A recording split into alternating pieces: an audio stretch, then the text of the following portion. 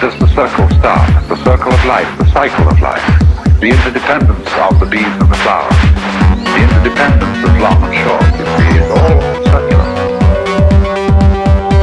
And so there is nowhere and there is everywhere that it can begin.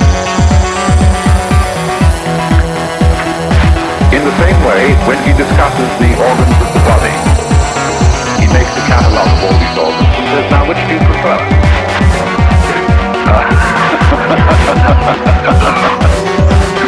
He says, which one comes first and which one follows? Which one rules and which ones are servants? He said, it seems that there may be a governor in all this, but nobody could ever find it. This is a very strange passage in Zhuangzi, which I've seen translated in many different ways. There is an absolutely absurd translation of Zhuangzi on the market now, published in mental books by a professor of Chinese at Harvard. And it is absolutely ridiculous. The whole thing is made by a man who is, I'm sure, an ex-missionary. And keeps talking about God. Well, there is no expression in Zhuangzi of God. There is this expression, Jianzan,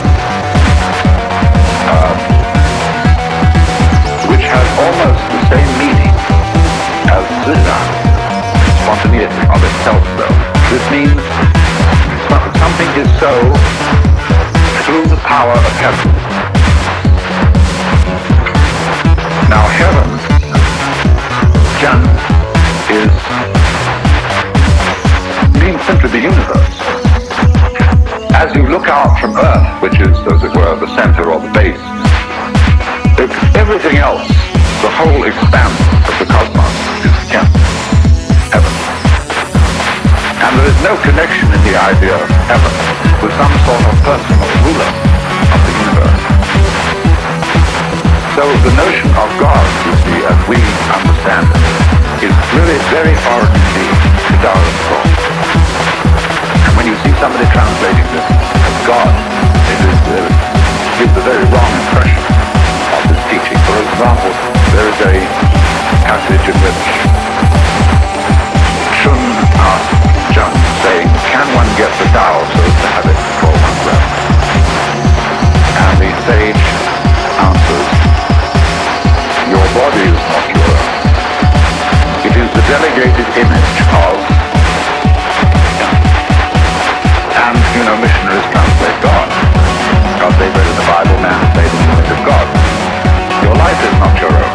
It is the delegated adaptability of heaven. Your offspring are not your own. They are the delegated seeds of heaven. You move, you know not how. You are at rest, you know not why. These are the operations of the way of Tao. So how could you get Tao to have it to your own? Similarly, there's a passage which says, when a drunk man falls out of a cart, though he may suffer, he does not die. Because his spirit is in a condition of security, he does not suffer from contact with objects of existence. If such security may be got from wine, how much more from from being in accord with the spontaneous rhythm of the universe. That's really what it means. But in the anxiety of missionaries, and missionaries have been, you see, the great Western, they've been the foundation of Chinese scholarship in the West. Translate the scriptures into Chinese. They studied Chinese. They were the first people to study Chinese. And they have constantly, therefore, had an interest in slipping Chinese Christian ideas into Chinese classics, just in the same way as when you read Monia Williams' Sanskrit dictionary, which is the base dictionary for Sanskrit study for centuries. It's all made up with a missionary bias. But the notion, you see, of God in the sense of the personal ruler of the world is totally foreign to Chinese thought. There isn't even an idea in Chinese thought of the law of nature as we have it. The motions of the body, the harmony of the organism, is not what it is in obedience to a law. This is a drawing of a sacrificial iron cauldron with a knife beside it. And it comes from a time when the laws were inscribed on the sacrificial cauldrons, so that when people came to offer their sacrifices, they would read the laws. The southern sages objected to this and said that if the people know what the laws are in the fixed terms of writing, they will develop a litigious spirit. That is to say, they'll start haggling about what it really says. And as you know, that is the principal occupation of lawyers.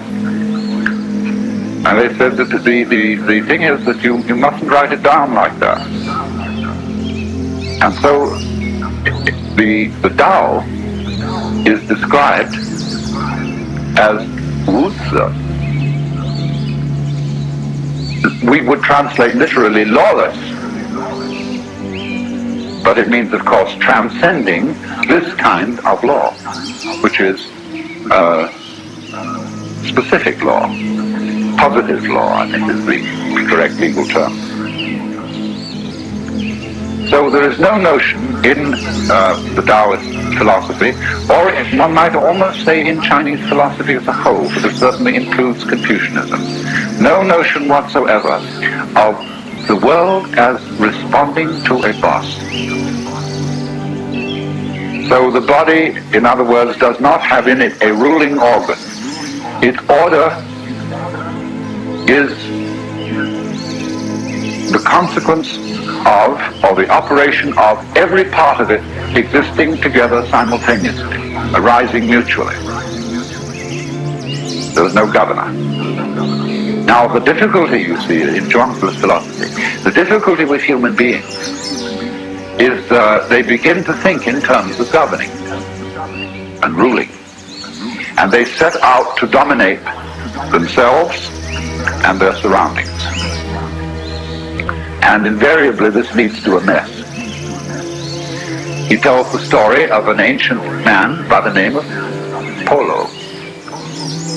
Polo was a great horse trainer. This is where we get the word polo from. But he said Polo absolutely ruined the nature of horses. Horses were nice, charming creatures like Dean Swift's Houyhnhnms, before Polo interfered and ruined their nature. Then he says in other places, a good carpenter doesn't need a square or a